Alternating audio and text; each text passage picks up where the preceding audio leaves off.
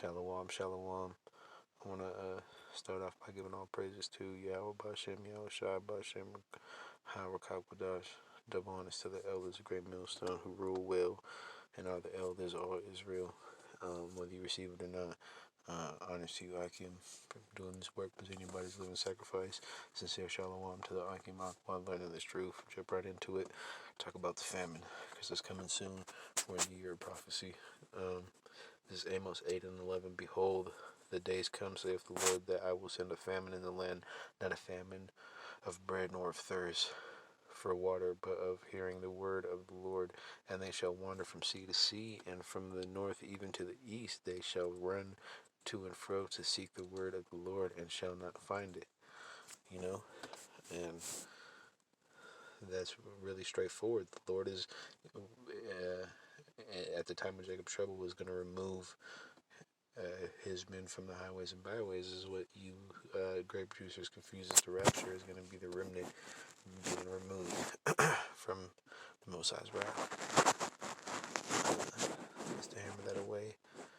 Jeremiah, we teach this week in and week out, man. This is I'll start at 5. For thus saith the Lord, we have heard a voice of trembling, of fear, and not of peace. Ask ye now, and see whether a man thou travail with child, whether do I see every man with his hands on his loins, as a woman in travail, and all faces are turned into paleness. And this is the Most High being facetious, or more millennial known sarcastic, because men don't give birth, but they're going to be screaming like they are in the time of Jacob's trouble. Alas, for the day is great, so that none is like it. Meaning, none of the days compare, man. Hiroshima, Nagasaki, every world's war combined is not going to be like the time of Jacob's trouble. It is even the time of Jacob's trouble, but he shall be saved out of it.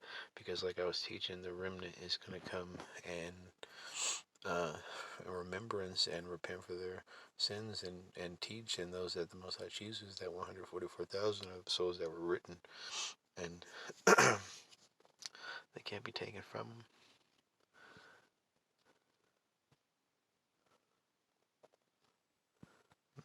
Then I'm going to jump to, I was going to say Malachi, but it's Micah 3, I believe. My last video was on, had steps from Malachi, so I was confusing the two. Salakia. I'm going to start at 4, read to 6. Salakia 7. Then they shall cry unto the Lord, but he will not hear them, and we already talked about why. Due to Jacob's trouble, he will even hide his face from them at that time, as they have behaved themselves in their ill doings. Thus saith the Lord concerning the prophets that make their people to err. That's talking about the churches teaching the wrong thing, using the Most High's word, not rightly dividing the word of truth. That bite with their teeth and cry peace, and he that putteth not into their mouths, they even prepare war against him. Therefore night shall be unto you, that ye shall not have a vision, and it shall be dark unto you, that ye shall not divine. Meaning, these elites aren't going to have their sorcerers and witches conjure up no spirits to be able to explain how to handle this, because they all work for the Most High. And the sun shall go down over the prophets, and the day shall be dark over them. Then shall the seers be ashamed, and the diviners confounded, meaning exposed, and not being able to gainsay. Yeah, they shall all cover their lips, for there is no answer of Yahweh. But I truly am full of power by the Spirit of the Lord, and judgment, and of his might, to declare unto Jacob his transgression, and to Israel his sin. And that's straightforward, man. Talking about the day of the Lord, and why the prophets teach to get themselves away from that, man. I'm going to jump to Ezekiel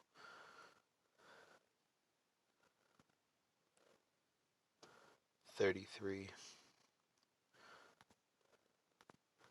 and jump to the end at 32. And lo, thou art unto them as a very lovely song, and one that hath a pleasant voice, and can play well an instrument, for they hear thy words, but do them not. And that's talking about the men of the Lord, wholly believing this truth and teaching it, and the Lord agreeing that it's the right thing, but that nobody's going to do what they're being taught.